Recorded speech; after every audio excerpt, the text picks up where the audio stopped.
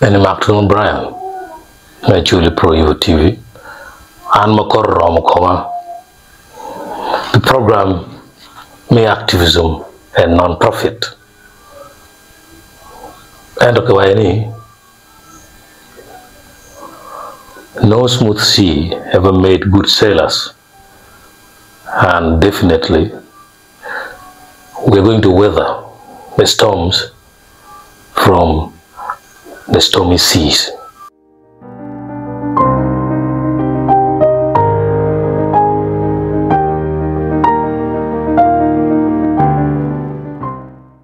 Well, video ma karangay ma lo ye kele mo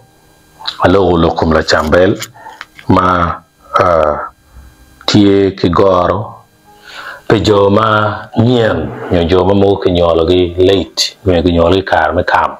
eni pa yet pian jo ma pol Jerison Z mo ro pe ngeo a chambel bir dano ma wan yang ma wadon wano ke na wadon e kam jo mgen ke nyolo gi kam ki jo ma don betie ma wadon winyu lo pala chambel kelo te kwaro wera guma logo lokom kuch pian kano loen me lare wotie dak bene oberu ka lok ma kubu kendana program edu pa ja mo walo tena chul maduong o jalo loen mi berilum udugang dak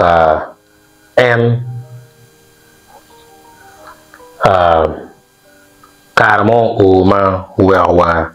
la dit Joseph Kony ulo Radio Mega FM beru mo pia ta kanu mada uchung pia chuli uchung bikele kuyele wa chuli pian kuje no gen ma peke doga di la chambel po beru dar me to dak radio personalities maloy la chambel northern Uganda penny pian en no riak mada ento pika to kone o chunye o mo jalo pika chuli ono no ki type jano nak kero e kan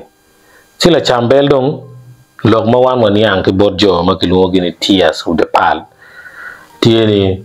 dong ki jalo dong ti la chan chana peche ti ki tu ti ben ke goro wa ben ti ka ta ma mero koin mi or yak ki dong lak je mo ma ke bod doctor chalo ki wang ki dong bene log ma ti kina ye ma ni cha log le mo tieni la chambel i Mega FM peki bien ke choro ke bien riamo ki teach chidong peki choro ana be ka running program mo mo kar ma ki woni Mega FM is bleeding ma beru ka timu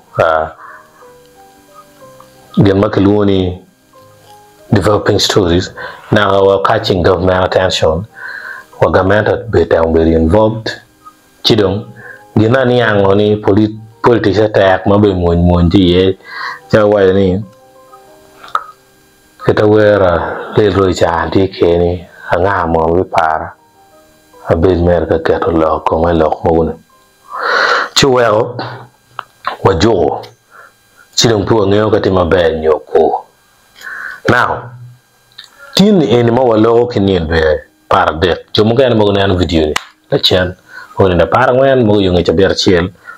mo ngi mwa any help digital platforms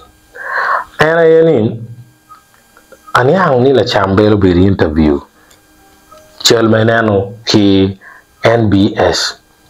ma food pia karwa pu ngene wera ma bukaro ento wotiki genni o be karwa an interview no ma kilo nakom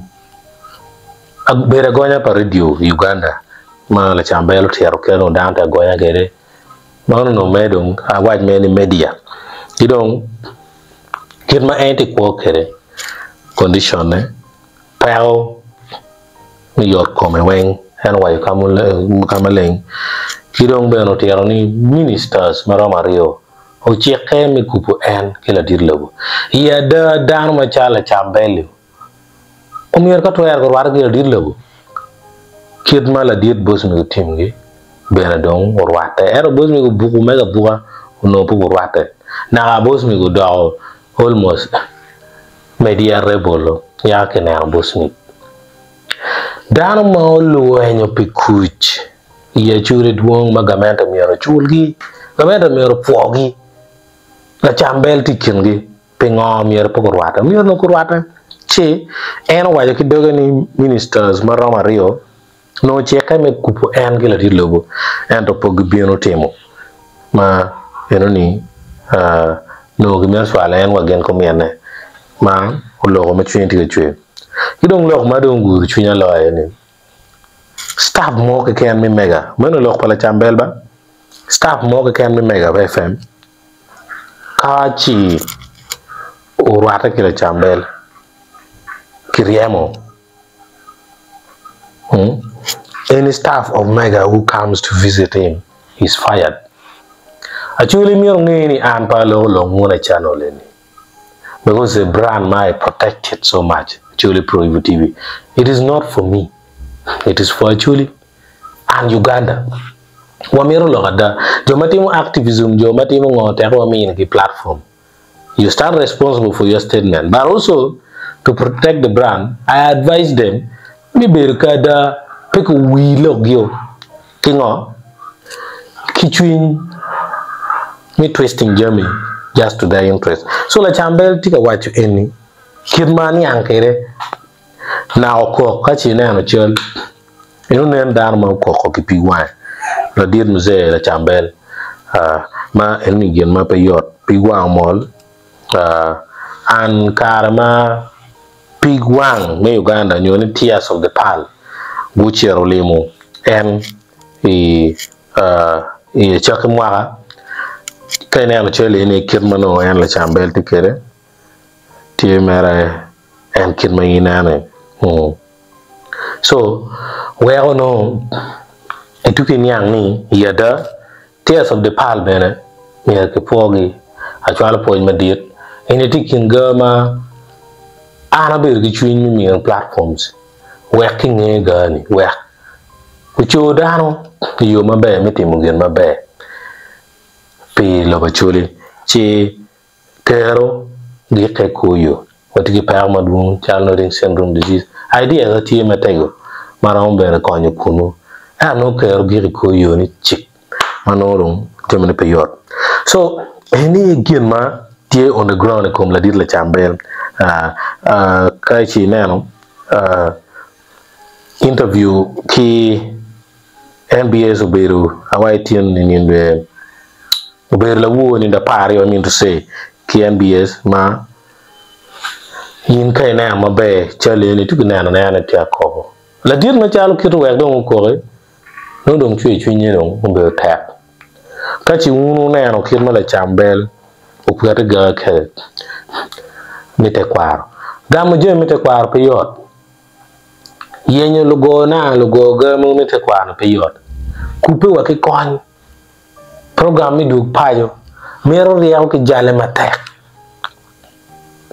kwa lo ke pension gi gratuity gi kwa ene sisebe wen awunyi la chambel wa ene pe ke chule chido ma chuli mono nyolo tara chuli ukuoro mone ngato mone konkulo pigi mone yaga do gam ka jomu kano katikilo no pier petere dano ko joining fighting wekin nene ki konyo la chambel dano wen biti sidong kilani kito kiwere ni yare